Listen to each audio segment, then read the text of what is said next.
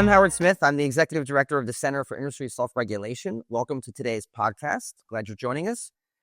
Conversations about children's health are everywhere right now, from school cafeterias to Congress to headlines in the news. At the center of many of these debates is marketing of food and beverage to our children and how it influences what they eat and drink. To explore this important topic, I'm joined by Dan Range. Dan Range leads the BB National Program's Children's Food and Beverage Advertising Initiative, sometimes called CFBAI, which is a voluntary advertising self-regulatory program that sets standards for food advertising to children. In this role, Dan also leads CFBAI's sister program, the Children's Confection Advertising Initiative, a similar pledge program designed for small to medium-sized confectionery companies. Prior to joining CFBAI, Mr. Range was also an attorney at BB National Programs' National Advertising Division. And prior to his time with BB National Programs, he had nearly a decade and a half of experience as in-house counsel at public and private consumer packaged good companies, where he provided legal guidance on commercial, regulatory, and IP matters, including brand marketing. Dan, welcome. Thank you for joining us. Hi, Howard. Nice to be here. Can you tell our audience a little bit about CFBAI, what it is, and why it was created? Sure. CFBAI, the Children's Food and Beverage Advertising Initiative, is a voluntary advertising self-regulation program launched in 2007 to improve the landscape of food and beverage advertising to children. Leading food, beverage, and quick-serve restaurant companies participate in CFBAI. Each participating company makes a public pledge to abide by CFBAI's core principles in their food and beverage advertising directed to children. Now, at the root of this core principles commitment is a requirement that participating companies either not advertise any foods or beverages in media primarily directed to children under age 13, or advertise in such media only foods and beverages that meet the program's strict nutrition criteria. That nutritional criteria sets limits on the amount of things like calories, added sugars, sodium, and saturated fat that may be in child-directed advertising, and also requires those foods to provide positive nutrient contributions like food groups or nutrients of public health concern like calcium or vitamin D. CFBAI commitments apply broadly across child-directed advertising, so they apply to advertising in traditional media like television, radio, and print, but also importantly today across digital media. So advertising on streaming platforms, websites, games, and apps. Additionally, the core principles prohibit any child-directed advertising for any foods or beverages in elementary or middle schools, among other requirements. BBB National Programs, we serve as the program administrator, and this is CFBAI's 18th year. So you mentioned sort of generally the types of participants in the program. Can you give us a sense of some of the names and how many participants are there in CFBAI? Certainly. So currently, 21 of the largest food and beverage advertisers participate in CFBAI.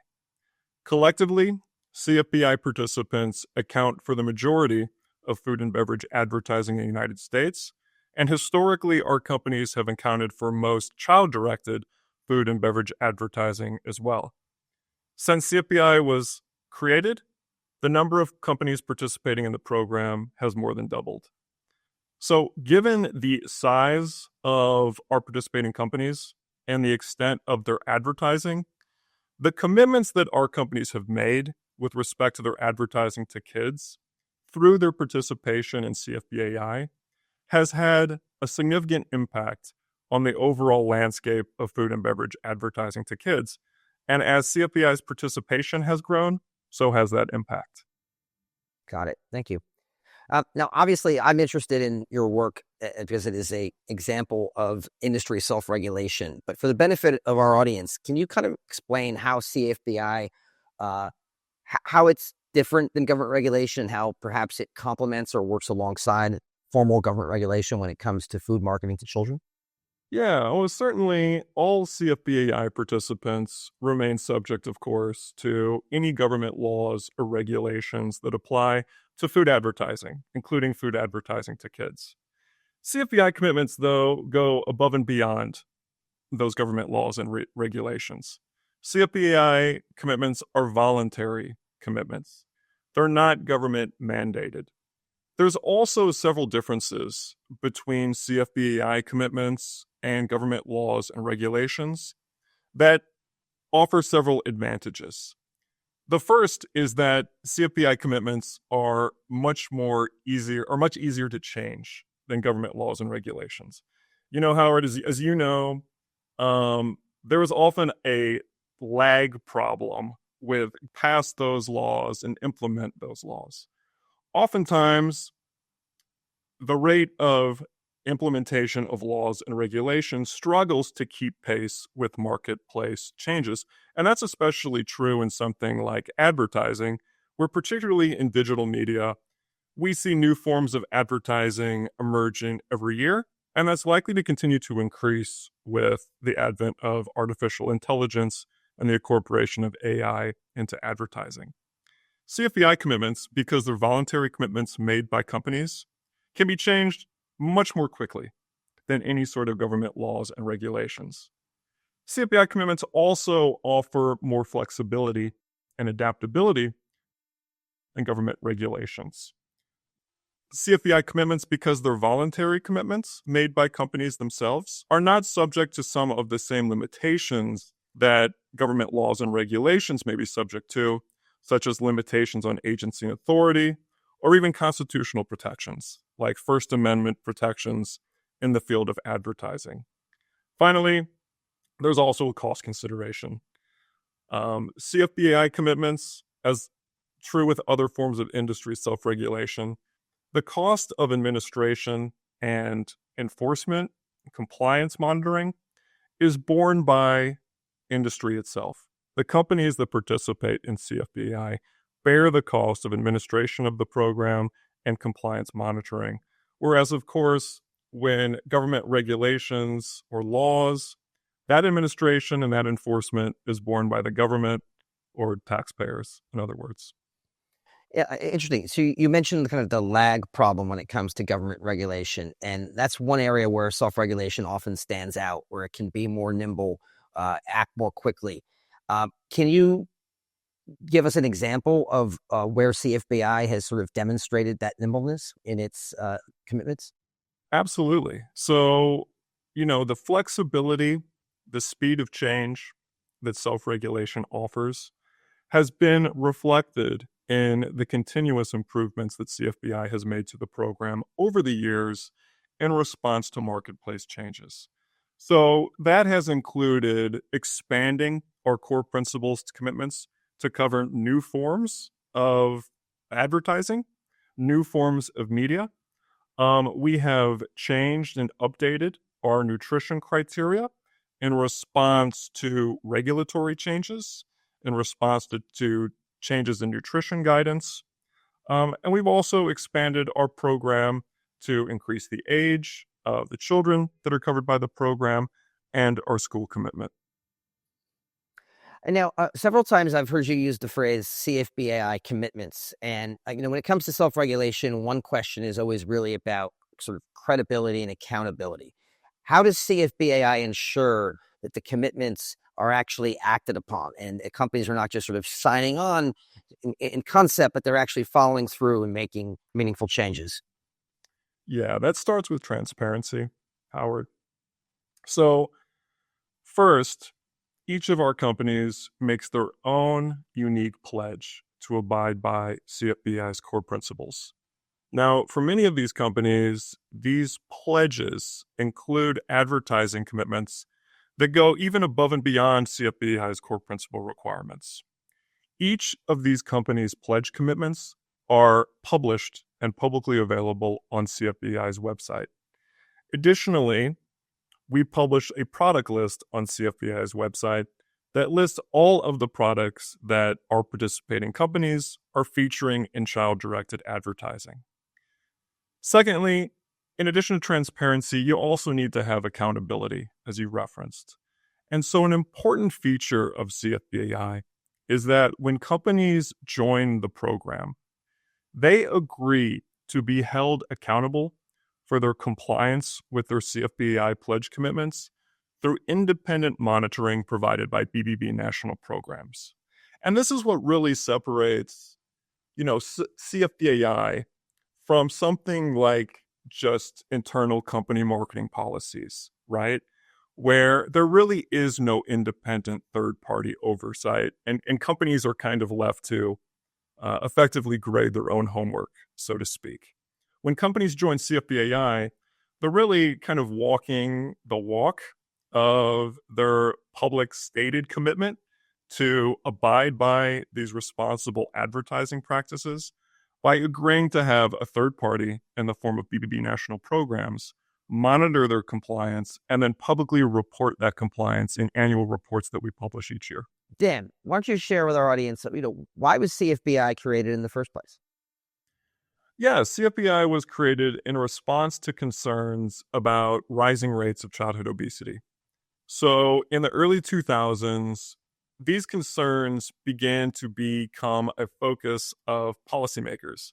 Much like today, we're seeing concerns about childhood chronic diseases, again, becoming a focus of policymakers.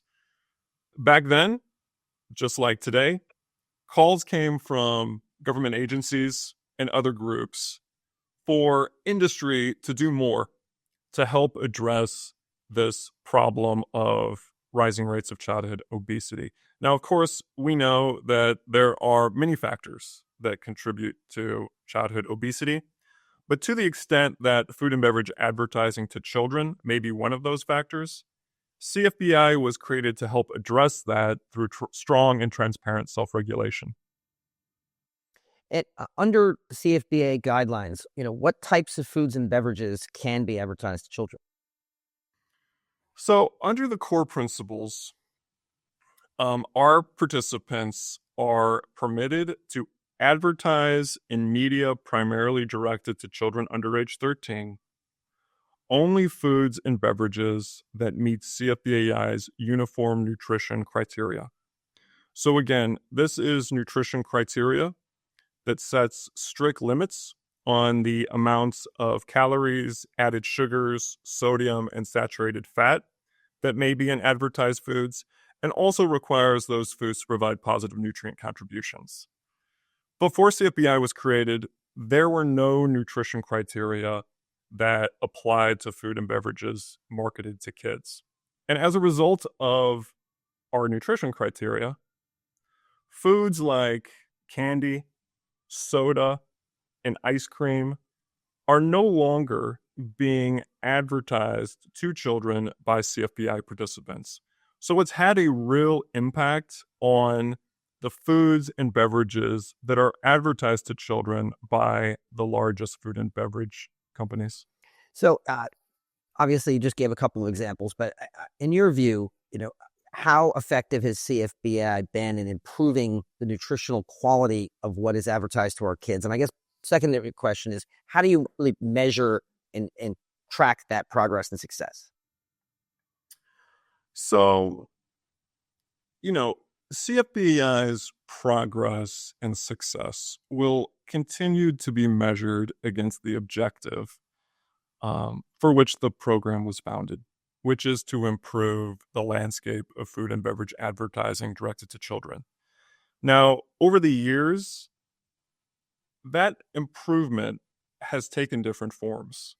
So, CFBAI's establishment of nutrition criteria, where none existed before, changed the nature of foods that were advertised to kids, as I described.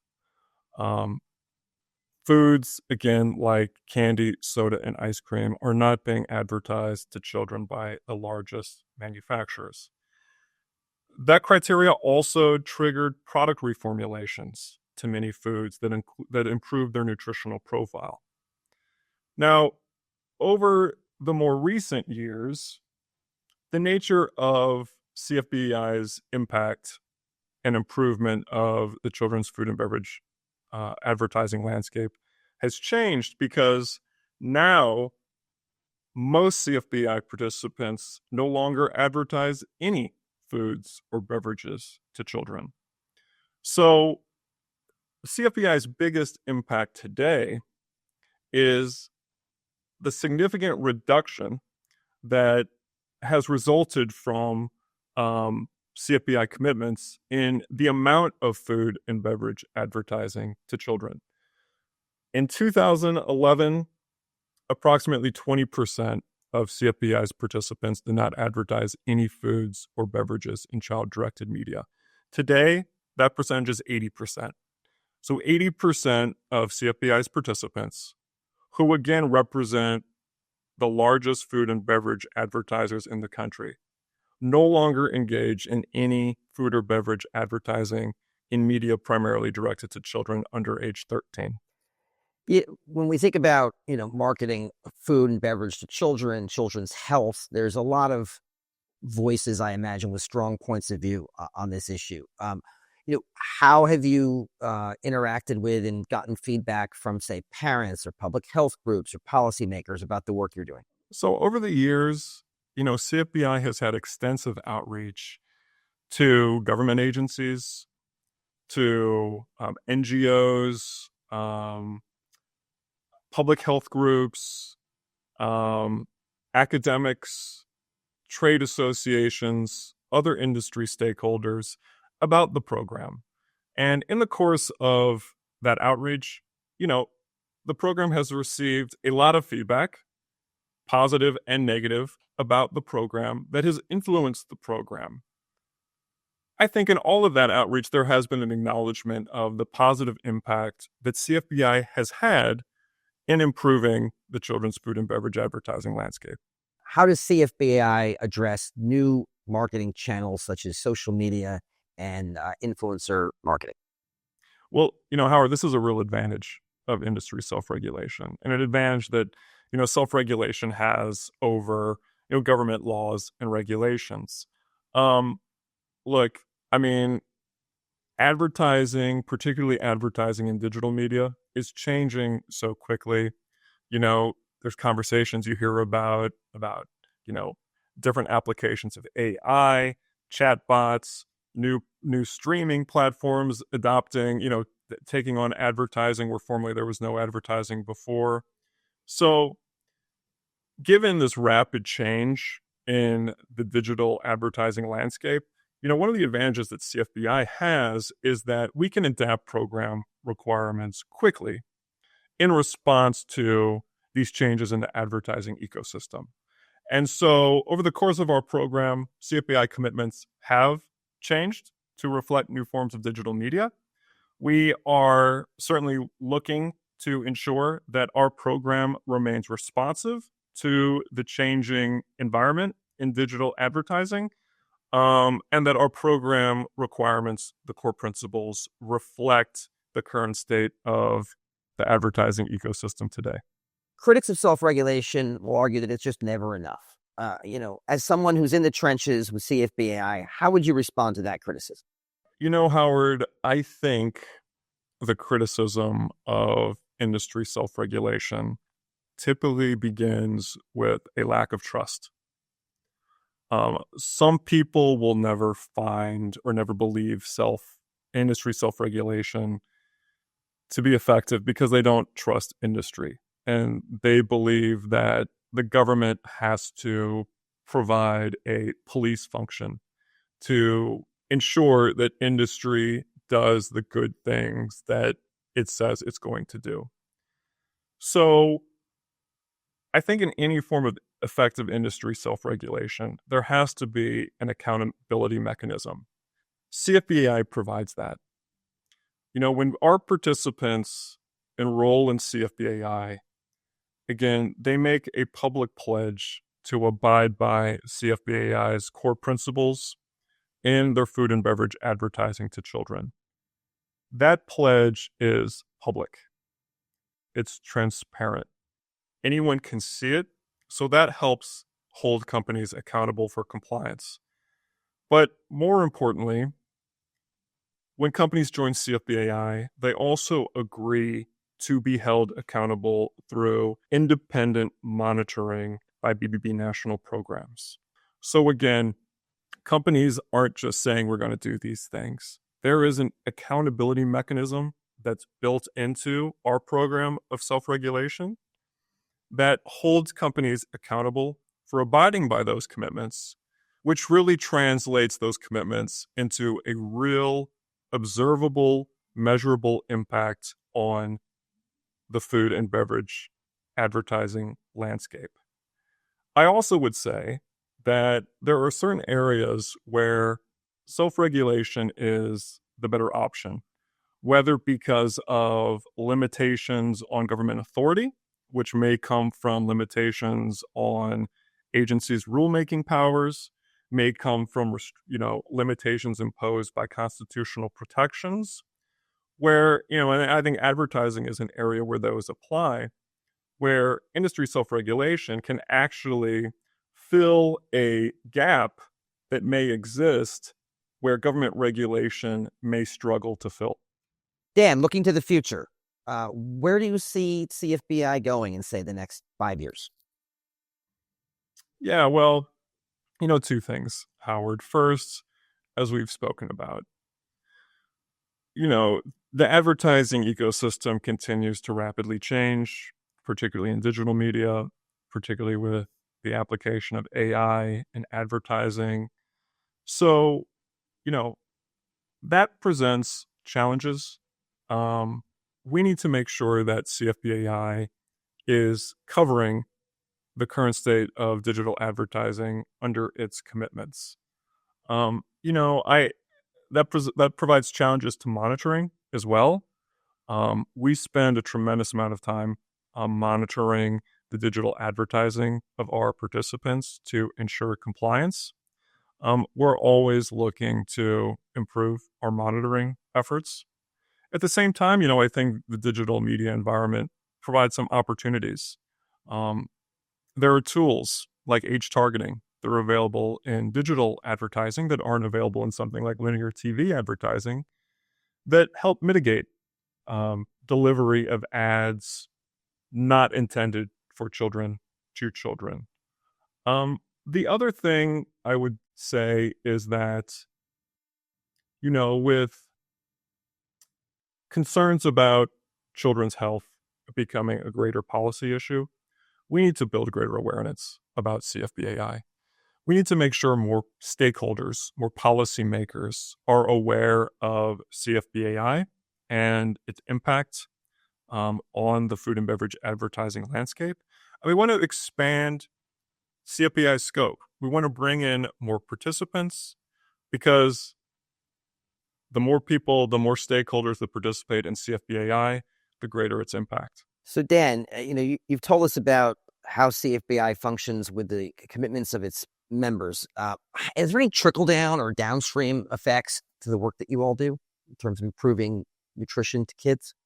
Yeah, I think one of the most valuable outcomes of effective industry self-regulation is that it promotes an environment of proactive, responsible corporate action. There's an influence outside the program. And we've seen CFBAI have that influence in several different contexts. There are publishers, media companies, other self-regulatory programs that have used or based their own nutritional criteria on CFBAI's nutritional criteria to govern things like the foods and beverages that they allow to be advertised on their platforms, or to set nutrition criteria for offerings on kids' menus. We've also seen, CFBAI's nutritional criteria be used by companies to govern which foods and beverages they'll allow their IP to be used on.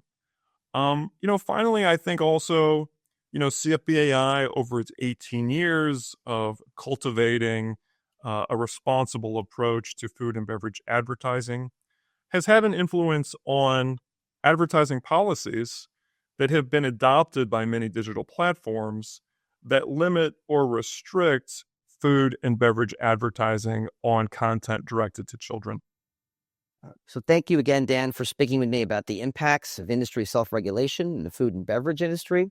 For more information on CFBAI, please visit BB National Programs website at bbbprograms.org/CFBAI.